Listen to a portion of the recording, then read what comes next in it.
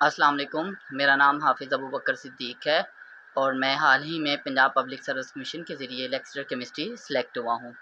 तो इस हवाले से बहुत से दोस्त, बहुत से जूनियर, बहुत से स्टूडेंट्स और बहुत से जो ना वो जानने वाले ये पूछ रहे हैं कि भई किस तरह से हम लेक्चरर केमिस्ट्री की तैयारी किस तरह से होती है, कोई गाइड कर दें, कोई टिप्स दे दें। तो ये वीडियो इस जो ना वो मौज़ू पे है। वीडियो शुरू करने से पहले एक बात मैं क्लियर कर दूँ कि मेरा इस बात पे पुख्ता यकीन है कि ये जो इज़्ज़त मिलती है या जो ये मनसब मिलता है या ये जो शर्फ़ मिलता है, ये अल्लाह ताला की ख़ास रहमत और फ़ज़ल से मिलता है। वालिदैन की दुआएँ होती हैं, असातिज़ा की दुआएँ होती हैं, बहन-भाइयों की, बीवी बच्चों की, बहुत सारे लोग जो होते हैं वो आपके लिए दुआएँ कर रहे होते हैं, तो ये उसका सिला होता है, ठीक है? वरना इंसान जो ना वो इस काबिल नहीं है। तो लेकिन एक शेर है पंजाबी का कि माली दा कम पानी लाना, भर-भर मशकां लावे, मालिक दा कम फल फूल लाना, लावे या ना लावे। तो बहरहाल इस वीडियो में हम उन फैक्टर्स पे बात करेंगे जिनका ताल्लुक इंसान की कोशिश के साथ है कि जैसा कि अल्लाह ताला ने फरमाया वलैसा लिल इंसानी इल्ला मा सआ, कि इंसान के लिए वही है जो उसके लिए जिसके लिए वो कोशिश करता है। तो इस वीडियो में हम उन फैक्टर्स पे बात करेंगे जिनका ताल्लुक इंसानी कोशिश के साथ है। सबसे पहले मैं अपना मुख्तसर तारुफ़ जो ना वो बताऊँगा कि मेरा जो ना वो तालीम, क्वालिफ़िकेशन क्या है, एक्सपीरियंस क्या है, मेरा जो ना वो टेस्ट जो हैं लेक्चरशिप वगैरह के उसके लिए मेरा क्या एक्सपीरियंस है। उसके बाद सेकंड पार्ट में वीडियो के मैं आपको टिप्स दूँगा कि किस तरह से आप लेक्चर केमिस्ट्री के लिए तैयारी कर सकते हैं। एक बात मैं वाज़ेह कर दूँ कि सिर्फ़ यही तरीका नहीं है, और भी बहुत से तरीके हैं। ये वो है जो जिन हालात में से मैं गुज़रा हूँ, जिन चीज़ों का मुझे तजुर्बा हुआ है, या वो चीज़ें जो मुझे लगती हैं कि बहुत फ़ायदेमंद साबित होंगी आपके लिए, ये उन चीज़ों के मुतल्लिक़ जो है ना वो ये वीडियो होगी। तो सबसे पहले मेरा ताल्लुक शेखुपुरा से है। मेरे मैट्रिक में जो है ना वो फर्स्ट डिवीज़न है, एफएससी में भी मेरी एफएससी में मेरी सेकंड डिवीज़न है, बीएससी में मेरी फर्स्ट डिवीज़न है, इसी तरह एमएससी मेरी government college of science Wahdat road Lahore से है और उसमें भी मेरी फर्स्ट डिवीज़न है। एमफिल मैंने 2018 में यूनिवर्सिटी ऑफ लाहौर से किया है और उसमें मेरा सीजीपीए जो 3.98 है। लेकिन बहरहाल पीपीएससी के लिए एमफिल की रिक्वायरमेंट नहीं होती, इसलिए ये एक बाय द वे बात है। उसके बाद एक्सपीरियंस के हवाले से ये है कि 2015 में मेरी एमएससी केमिस्ट्री कंप्लीट हुई, तो मैंने 2015 अगस्त में सुपीरियर कॉलेज शेखुपुरा में पढ़ाना शुरू किया। 4 माह तकरीबन यहाँ पे मैंने पढ़ाया और उसके बाद जनवरी 2016 में मैंने पंजाब कॉलेज को जॉइन किया एज़ ए लेक्चरर केमिस्ट्री। तो ज़ाहिर है सुपीरियर कॉलेज और पंजाब कॉलेज में मैं एफएससी और बीएससी की क्लासेस को पढ़ाता था और पंजाब कॉलेज में 6 से 7 माह गुज़ारे हैं। जुलाई 2016 में मेरी स्कूल एजुकेशन डिपार्टमेंट में बतौर एसएससी केमिस्ट्री सिलेक्शन हो गई। तो ये जो रहा, और स्कूल एजुकेशन में आने के बाद जो मेरे लिए सबसे बड़ा चैलेंज था कि वो मैं अपने सब्जेक्ट के साथ कैसे इन टच रह सकता हूँ। तो उसके लिए मैंने ऐसी अकेडमीज़ को प्रेफ़र किया कि जहाँ पे बीएससी के स्टूडेंट हों, एफएससी तो है ही, साथ बीएससी हो, ठीक है। अगरचे उसमें इनकम के पॉइंट ऑफ व्यू से जो है ना वो इतना इकोनॉमिक नहीं था, लेकिन बहरहाल मेरा जो गोल था वो एक लेक्चरर की जो ना वो सीट थी किसी भी यूनिवर्सिटी में या कॉलेज में। तो उसके लिए ज़रूरी था कि मैं अपने सब्जेक्ट पे एक महारत या ग्रिप हासिल करूँ, तो उसके लिए मैंने इस रास्ते को चुना। तो उसके अलावा अकेडमीज़ को पढ़ाना शुरू किया। 2018 में मैं बीएस को पढ़ाना शुरू किया सुपीरियर कॉलेज शेखुपुरा में, एफिलिएटेड कॉलेज है जीसी यूनिवर्सिटी फैसलाबाद से, और उसके साथ यहाँ पे शेखुपुरा कॉलेज ऑफ कॉमर्स है, वहाँ पे भी मैं बीएस को। तो 2018 से मैं बीएस केमिस्ट्री को पढ़ा रहा हूँ, जिसमें फ़र्स्ट सेमेस्टर से लेके 8th सेमेस्टर के मज़ामीन अल्हम्दुलिल्लाह मैंने पढ़ाए हुए हैं। तो ये मेरा एक जो है ना वो एक्सपीरियंस का बैकग्राउंड था। टेस्टों के हवाले से या जो कंपटीशन के एग्ज़ाम्स होते हैं उनके हवाले से मैंने जो ना वो स्कूल एजुकेशन डिपार्टमेंट में जो सिलेक्शन का टेस्ट था एनटीएस, वो 2016 में मेरा पास हुआ।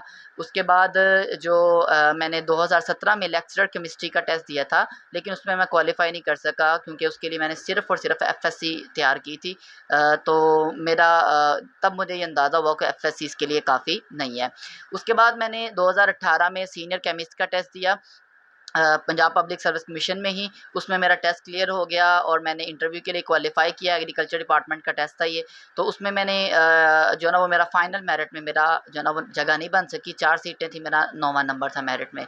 और उसके अलावा मैंने फेडरल पब्लिक सर्विस कमीशन के 2 टेस्ट दिए, फिर एक एसएसटी का था 17 स्केल के लिए, एक टेस्ट जो था वो लेक्चर का था। तो ये उनमें से जो एसएसटी का टेस्ट था वो मेरा क्वालिफ़ाई हुआ, उसका इंटरव्यू भी हुआ है और उसका रिज़ल्ट अभी आने वाला है, ठीक है। लेक्चर का टेस्ट मेरा वो क्वालिफ़ाई नहीं था हो सका। और इसी तरह मैं यूनिवर्सिटीज़ में भी ट्राई करता रहा। इस दौरान मैंने इस्लामिया यूनिवर्सिटी बहावलपुर में और दीगर यूनिवर्सिटीज़ में भी अप्लाई किया। तो और सबसे रिसेंटली ये जो लेक्चरर केमिस्ट्री का टेस्ट है, ये आपको पता है 2 दफ़ा हुआ, 2021 में हुआ था पहले, और उसके बाद ये अब दोबारा से हो रहा है, सॉरी हुआ है। तो ये टेस्ट मैंने अल्हम्दुलिल्लाह दोनों दफ़ा क्वालिफ़ाई किया है, और दोनों दफ़ा, पहली दफ़ा इंटरव्यू टेस्ट हुआ था लेकिन वो कैंसिल हो गया, दूसरी दफ़ा जो है ना वो टेस्ट और इंटरव्यू के बाद अल्लाह ताला ने मुझे कामयाबी दी है। तो ये मेरा एक बैकग्राउंड था, या ये वो जो है ना वो एक एक्सपर्टीज़ है जिसकी बुनियाद पे मैं आज आपसे मुख़ातिब हूँ। अब आते हैं हम लेक्चर केमिस्ट्री की प्रिपरेशन की तरफ, या उसकी कैसे तैयारी की जाती है, या मैंने कैसे तैयारी की है। बुनियादी तौर पे मैं अगेन ये बात रिपीट करूँगा कि ये मेरा ज़ाती तजुर्बा है और जो मेरे एक्सपीरियंसेस हैं, इसके अलावा और भी रास्ते हैं। हो सकता है किसी के पास कोई शॉर्टकट भी हो, या और लोगों के पास और लोगों की स्ट्रगल, कुछ लोगों की कम होती है, कुछ की ज़्यादा होती है। कुछ लोग ऐसे भी होंगे जो 1-2 साल पहले जो है ना वो ग्रेजुएट हुए हैं और अब वो सिलेक्ट हो गए हैं। तो बहरहाल ये अपना जो है ना वो तजुर्बा होता है। तो लेक्चर केमिस्ट्री के हवाले से सबसे पहली बात ये ज़हन में रखें कि जब आप किसी चीज़ को अचीव करना चाहते हैं, तो आप सबसे पहले इरादा करते हैं, एक नीयत करते हैं कि आपने उसको अचीव करना है। एक बड़ी खूबसूरत लाइन है लुइस पास्टर की, कि chance favours the prepared mind, ठीक है? मौका उसको मिलता है जो उसके लिए तैयारी करता है। तो ज़ाहिर है अगर आपने एमएससी केमिस्ट्री की हुई है तो आपके पास 2 रास्ते हैं, या इंडस्ट्री में चले जाते हैं, या फिर आप टीचिंग में आ जाते हैं। तो टीचिंग में अगर आप आते हैं तो आपके लिए सबसे जो अच्छी जॉब है वो कॉलेज या यूनिवर्सिटी की लेक्चरशिप है। तो उसके लिए मैं मुख्तसरन चीज़ों को समराइज़ करूँगा। सबसे पहली चीज़ जो आपको रिक्वायर्ड होती है, आपके बेसिक कॉन्सेप्ट्स क्लियर होने चाहिए। जब आप यूनिवर्सिटी से ग्रेजुएट होके आए हैं, तो वो अमूमन हमारे कॉन्सेप्ट इतने अच्छे नहीं होते। तो बेसिक कॉन्सेप्ट्स के लिए आप क्या करेंगे जी? आप बेसिक कॉन्सेप्ट्स के लिए एफएससी को रीड करना शुरू करेंगे, और सबसे अच्छी बात, ये सबसे अच्छा तरीका ये है कि आप उसको पढ़ाना शुरू कर दें। किसी भी चीज़ को समझने के लिए सबसे बेहतरीन तरीका ये है कि आप उसको पढ़ाएँ। किसी अकेडमी में, किसी कॉलेज में, कोई कहीं पे भी कोई 2-4 स्टूडेंट भी मिल जाते हैं। मकसद ये होना चाहिए कि आपने अपनी तैयारी करनी है। एफएससी को अच्छी तरह से पढ़ें, अच्छी तरह से पढ़ाएँ, अपने जो है ना वो बेसिक कॉन्सेप्ट क्लियर करें, ठीक है? फ़ोटोकॉपी की मशीन ना बनें, रट्टा ना मारें, चीज़ों को समझने की कोशिश करें, चीज़ों को इंटरलिंक करने की कोशिश करें। तो एफएससी पे अगर आपको ग्रिप हो जाती है, तो ये आपका सबसे बेसिक स्टेप है, बुनियादी लेवल है जो आपको आना चाहिए और जिससे आप एक्सेलरेट कर सकते हैं। और इसके लिए आप को ये चाहिए कि आप जब कोई चैप्टर कर रहे हों, तो आप साथ-साथ उसकी एक्सरसाइज़ खुद से सॉल्व करने की कोशिश करें, ताकि आपको पता चले कि आपके कितने कॉन्सेप्ट जो है ना वो क्लियर हो गए हैं, या ये चैप्टर हो गया है या नहीं हुआ, ठीक है? एफएससी पे अगर आपको ग्रिप हो जाती है, तो ये बुनियादी ज़रूरत है, लेकिन ये सारा कुछ नहीं है। अमूमन मैंने जो है ना वो बहुत सारे लोग, मेरा अपना एक्सपीरियंस है, मैंने आपको बताया कि 2017 में मैंने सिर्फ़ एफएससी तैयार की थी, तो मैं कुछ नंबर से रह गया था, ठीक है? तो एफएससी के साथ आपको ज़रूरत होती है कि आपके कॉन्सेप्ट थोड़े से एडवांस लेवल के हों, जैसे कि हम कहते हैं बीएससी लेवल या बीएस का जो बुनियादी सेमेस्टर्स हैं। उसके लिए आपको ऑर्गेनिक केमिस्ट्री आनी चाहिए, इनऑर्गेनिक केमिस्ट्री आनी चाहिए, और फिज़िकल केमिस्ट्री आनी चाहिए, ठीक है? और बाकी चीज़ें इनमें भी आ जाती हैं कुछ। तो ऑर्गेनिक केमिस्ट्री के लिए मैं रिकमेंड करूँगा कि डॉक्टर मोहम्मद यूनुस साहब की जो बुक है, सबसे बेहतरीन किताब है, ईज़ी है, और बहुत जो है ना वो कॉम्प्रिहेंसिव है, बहुत अच्छे कॉन्सेप्ट हैं उसमें, डिटेल भी है और लेकिन ईज़ी भी है, ठीक है? तो वो किताब आप पढ़ें और साथ उसका सॉल्यूशन मैनुअल लें, उसकी एक्सरसाइज़ेज़ को सॉल्व करें, आप ऑर्गेनिक केमिस्ट्री के मास्टर बन जाएँगे। ग्रिप हो जाएगी आपको, आपको पता चलेगा कि आपको केमिस्ट्री या ऑर्गेनिक केमिस्ट्री आती है। और उसके बाद आपने इनऑर्गेनिक केमिस्ट्री के लिए कोई भी बुक ले लें, जैसे गुलाम रसूल चौधरी साहब की बुक है, बहुत अच्छी किताब है। उसकी हक नवाज़ साहब की किताब है बीएससी लेवल की, ठीक है? इनिशियल बेसिक लेवल की। और इसी तरह जो है वो ज़फ़र इकबाल साहब की किताब है। तो इन किताबों से आप अपने कॉन्सेप्ट्स को थोड़ा एडवांस करेंगे, जो थ्योरीज़ आपने इंटर में पढ़ी हैं, उनको आप थोड़ा एडवांस लेवल पे पढ़ेंगे और अपने कॉन्सेप्ट बनाएँगे, ठीक है? तीसरी आपके पास फिज़िकल केमिस्ट्री आ गई, तो उसके लिए चौधरी सनाउल्लाह साहब की बुक बहुत अच्छी बुक है, उसका साथ सॉल्यूशन मैनुअल भी आता है, उसको पढ़ें। उसके ऊपर बल्कि वो सेल्फ लर्निंग के लिए बेहतरीन बुक है कि उसपे एक्सप्लेनेशंस भी दी गई हैं उर्दू के अंदर, अगर आपको कोई जो है ना वो कोई कॉन्सेप्ट नहीं समझ आ रहा, तो ये आप पढ़ेंगे। हाँ, इन बुक्स को पढ़ते हुए जो एक गलती हम करते हैं वो ये करते हैं कि ये बुक्स हमने पढ़ी होती हैं अपने बीएस के शुरू के सेमेस्टर्स में या बीएससी में, तो जो चैप्टर्स हमने तब छोड़े होते हैं ना, हम उनको फिर छोड़ देते हैं। उनको नहीं छोड़ना, अब आपने सारा कुछ पढ़ना है, ठीक है ना? क्योंकि आपके सिलेबस की आउटलाइन थी बीएस में, अब बीएससी में, अब यहाँ पे कोई आउटलाइन नहीं है। आपने जो चैप्टर्स नहीं भी पढ़े हुए उनको भी पढ़ना, उनको भी समझना है। अब आप माशाल्लाह इस काबिल हो गए हैं कि आप उनको समझ सकेंगे। नहीं समझ आ रही, इंटरनेट की हेल्प लें, किसी और बुक से उसको देख लें, तो आपको इंशाल्लाह वो बहुत अच्छा जो है ना वो समझ आ जाएगा। तो ये बेसिक कॉन्सेप्ट्स आपके बेसिक से आप थोड़ा-सा एडवांस लेवल पे आ जाएँगे और आपकी एक अच्छी खासी सब्जेक्ट के ऊपर जो है ना वो ग्रिप हो जाएगी। ये मतलब बोलने में बड़ा आसान लग रहा है, लेकिन बहरहाल एक-एक बुक पे आपको अच्छा खासा टाइम लगता है। और अगेन सबसे बेहतर मेथड ये है कि आप उसको पढ़ाना शुरू कर दें, ठीक है? और इसी तरह और दूसरी बात मैंने आपको कहा कि इस चीज़ का ख़्याल रखना है कि सारा पढ़ना है। मसलन इनऑर्गेनिक में इंडस्ट्रियल केमिस्ट्री के भी चैप्टर होंगे, इनऑर्गेनिक में एनवायरमेंटल के भी चैप्टर होंगे, इनऑर्गेनिक में जो है ना वो न्यूक्लियर के भी चैप्टर होंगे, वो भी आपने पढ़ने हैं। इसी तरह ऑर्गेनिक में बायोकेमिस्ट्री के चैप्टर होते हैं, पॉलीमर के चैप्टर होते हैं, वो भी आपने अच्छी तरह से पढ़ने हैं, क्योंकि ये बेसिक रिक्वायरमेंट्स हैं, इनमें से टेस्ट आता है, ठीक है? तो ये आप वो चीज़ें हैं जो सारे लोग कर सकते हैं और सारे करते हैं और सबको आती होती हैं ये चीज़ें, तो ये अपने कॉम्पिटिशन में एंटर होने के लिए आपको ये चीज़ें आनी चाहिए। उसके बाद एक और चीज़ जो आपको बड़ी इम्पोर्टेंट जो है ना वो करनी होती है, वो आपने प्रैक्टिकल्स की तैयारी करनी होती है। जो एफएससी के स्पेशली प्रैक्टिकल्स हैं, उन पे आपको कमांड होनी चाहिए। मतलब टाइट्रेशंस हैं और उसमें कुछ प्रिपरेशंस हैं और साल्ट एनालिसिस, स्पेशली टाइट्रेशंस और साल्ट एनालिसिस जो हैं, ये आपको आनी चाहिए। कम से कम एफएससी लेवल की आपको जो है ना वो प्रैक्टिकल्स पे भी बड़ी अच्छी जो है वो ग्रिप हो। एक और मेथोडोलॉजी जो मैंने भी यूज़ की है, मुझे बड़ा उसका फ़ायदा हुआ है कि आप क्या करें, एक चैप्टर पकड़ें, मिसाल के तौर पर आपने एफएससी फर्स्ट ईयर से आप गैसेस का चैप्टर पढ़ रहे हैं। गैसेस के चैप्टर को आप फर्स्ट ईयर से पढ़ने के बाद उसकी एक्सरसाइज सॉल्व करें, ठीक है? बड़े अच्छे आपके कॉन्सेप्ट बिल्ड हो जाएँगे। उसके बाद आप आएँ बीएससी की बुक पे, चौधरी सनाउल्लाह साहब की, जो भी आपके पास बुक है, अग्रवाल साहब की बुक है, या कोई भी आप बुक इंटरनेशनल बुक अगर आपको पढ़ने का शौक है, तो वहाँ से भी आप गैसेस का चैप्टर ही पढ़ें और उसके बाद उसकी भी एक्सरसाइज को क्या करें, सॉल्व करें। मैंने आपको कहा था सॉल्यूशन मैनुअल ले लें, तो सॉल्यूशन मैनुअल का ये फ़ायदा होता है कि आप चेक कर सकते हैं कि आपने जो एक्सरसाइज सॉल्व की है वो आंसर सही है कि नहीं। इस तरह से आपके ना बड़े अच्छे कॉन्सेप्ट बिल्ड हो जाते हैं। इसी तरह उसके बाद लिक्विड को ले लें, लिक्विड को एफएससी से पढ़ें, लिक्विड को फिर बीएससी से पढ़ें। इसी तरह ऑर्गेनिक केमिस्ट्री में आप शुरू हो जाएँ, अल्काइल हैलाइड है मिसाल के तौर पर, आप एफएससी सेकंड ईयर से पढ़ रहे हैं, उसके बाद उसको हम यूनुस साहब की बुक से पढ़ लें या किसी इंटरनेशनल बुक से अगर आप पढ़ना चाहते हैं उसको ज़्यादा अच्छे कॉन्सेप्ट्स के लिए, तो वो आप पढ़ लें। तो ये एक बड़ी अच्छी मेथोडोलॉजी होती है जिससे आपके बड़े अच्छे कॉन्सेप्ट बिल्ड हो जाते हैं। तो ये सारी प्रिपरेशंस होती हैं जो आपने सब्जेक्ट पे अपनी ग्रिप के लिए करनी होती है और ख़ुद से पढ़ना है। आप साथ-साथ अपने नोट्स बनाते जाएँ ताकि आपको एंड पे रिवीजन में आसानी रहे।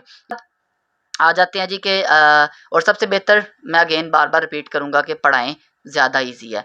उसके बाद आप एमएससी लेवल में स्पेशलाइज़ेशन होती है, ठीक है? तो उसमें आपको जो चीज़ आनी चाहिए, जो सबके लिए ज़रूरी है, वो स्पेक्ट्रोस्कोपी है।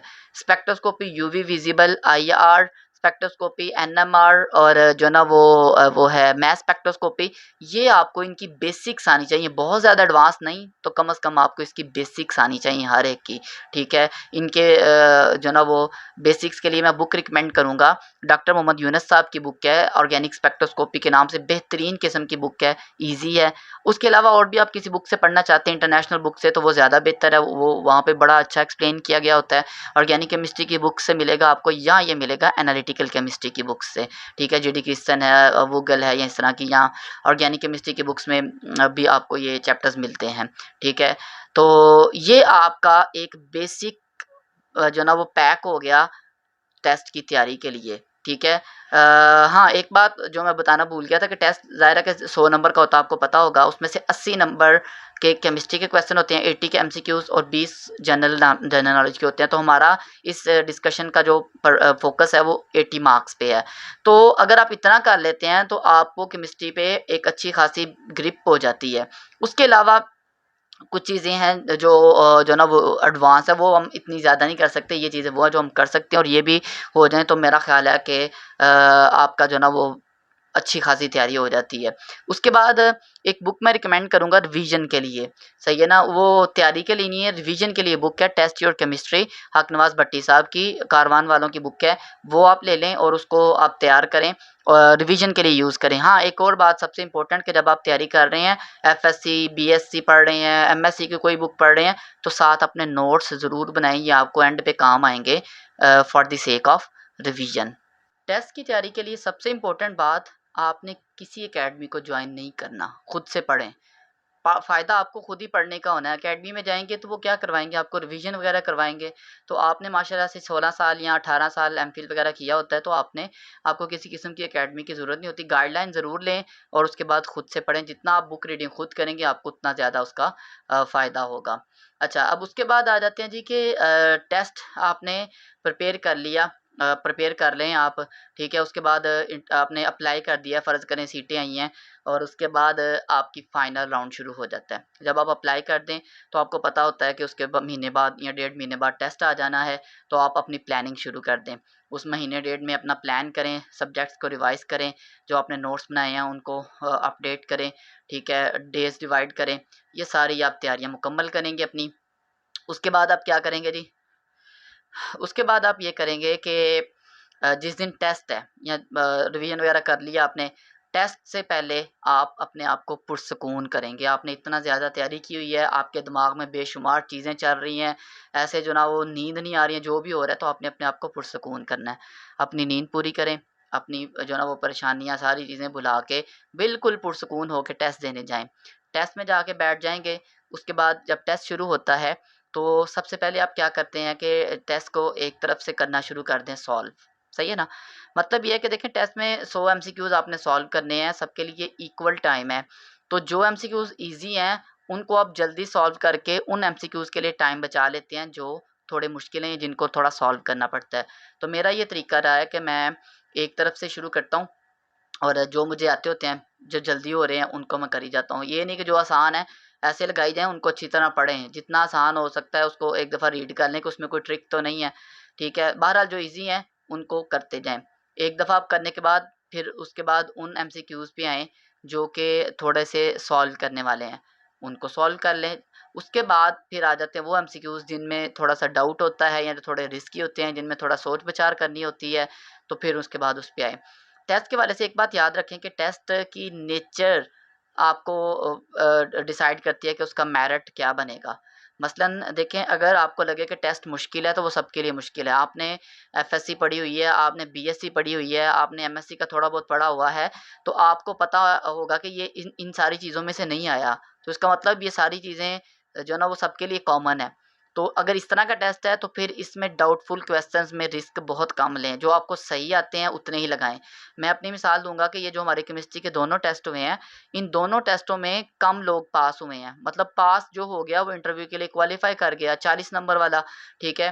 पहले टेस्ट में 160 के 65 के करीब लोग पास हुए थे, पहली दफ़ा जब हुए हैं, और दूसरी दफ़ा में सवा 300 के करीब लोग पास हुए थे, ठीक है। तो मतलब जिसके 40 नंबर आ गए वो क्वालीफ़ाई कर गया। तो मैंने दोनों दफ़ा मेरा ख़्याल 62 से 63 या 65 के करीब एमसीक्यूज़ सॉल्व किए थे। क्योंकि होता ये है कि अगर आप एमसीक्यूज़ ज़्यादा लगा देते हैं, तो जो आपके सही हुए होते हैं, नेगेटिव मार्किंग वजह से नंबर और कम हो जाते हैं। मसलन अगर आपको 50 बिल्कुल सही आते हैं और आप जो है ना वो 30 लगा देते हैं, तो आपके 30 एमसीक्यूज़ के लगाने से जो है ना वो 0.25 के हिसाब से वो आपके उतने नंबर क्या हो जाते हैं, कम हो जाते हैं। 8 नंबर, साढ़े 8 नंबर कम हो जाते हैं। सही है ना? तो ये एक जो है ना वो आपने इस चीज़ का ख़्याल रखना है, ठीक है? 7 साढ़े 7 नंबर बनते हैं, सॉरी। तो बहरहाल अगर आपको लगे कि टेस्ट मुश्किल है, तो उसमें जो आपको अच्छे क्वेश्चन आते हैं वो करें, बाकियों में रिस्क कम लें। लेकिन अगर आपको लगे कि टेस्ट ईज़ी है, जो क्वेश्चन है वो कॉमन है, हाँ, उनमें थोड़ा लेवल थोड़ा एडवांस है, तो फिर आप रिस्क ले सकते हैं। फिर उसमें आपको देखना पड़ेगा, क्योंकि मेरिट उसमें ज़्यादा होता है, ठीक है? तो ये टेस्ट के लिए है। तो इन चीज़ों का आपने ख़्याल रखना होता है। लेकिन ज़ाहिर है ये आप तभी डिसाइड कर सकते हैं जब आप एफएससी, बीएससी और एमएससी का थोड़ा बहुत पढ़ के आए हुए हैं और आपने इधर जो होती है टेस्ट और केमिस्ट्री वगैरह भी पढ़ी हुई है, आपको पता है कि ये चीज़ें इनमें से नहीं है, तो इसका मतलब ये मुश्किल है, तो सबके लिए मुश्किल है। तो ये एट द स्पॉट आपने डिसाइड करना होगा। तो ये टेस्ट के हवाले से था, ये जो ना वो इंशाल्लाह इस तरह से आप तैयारी करें तो मुझे उम्मीद है कि इंशाल्लाह अल्लाह ताला आपको ज़रूर कामयाब करेंगे। बाकी इस हवाले से कोई मज़ीद क्वेश्चंस हों, कोई क्वेरीज़ हों, तो मेरा व्हाट्सएप नंबर आ रहा है स्क्रीन पे, तो यहाँ पे आप मैसेज करके फ्री ऑफ कॉस्ट फ़ी सबीलिल्लाह किसी किस्म की कोई हेल्प मैं अगर आपकी कर सकता हूँ तो आप मुझसे पूछ सकते हैं, ठीक है? कि और बुक इस वीडियो में ये ज़रा कुछ बातें टेस्ट की तैयारी के हवाले से और टेस्ट को कैसे करना है उसके हवाले से, ठीक है? काफ़ी लेंथी हो गई है, तो मैं इंशाल्लाह नेक्स्ट वीडियो एक अपलोड करूँगा इंटरव्यू में के बारे में, कि इंटरव्यू में कौन-सी चीज़ें जो है ना वो इम्पोर्टेंट हो सकती हैं, जो मेरा क्या एक्सपीरियंस रहा है, 2-3 इंटरव्यू मैंने 4 बल्कि दिए हुए हैं। तो और उसके अलावा किस तरह के क्वेश्चन आते हैं, उसके हवाले से भी मैं आपको गाइडेंस दूँगा। तो बाकी मेहनत करें और कभी भी हिम्मत ना हारें, एक दफ़ा अगर नहीं हुआ तो ज़रूरी नहीं कि आप कहें कि नहीं यार कोई बात नहीं, अब मैं मेरा नहीं हो, तो आप कोशिश करते रहें, ठीक है? तो इंशाल्लाह अल्लाह ताला आपको ज़रूर कामयाब करेंगे पॉज़िटिव माइंड के साथ और पॉज़िटिव एफ़र्ट के साथ। टाइम लग सकता है, लेकिन आपको ज़रूर काम मिलेगी। अल्लाह ताला हमें नासिर हो। अस्सलाम।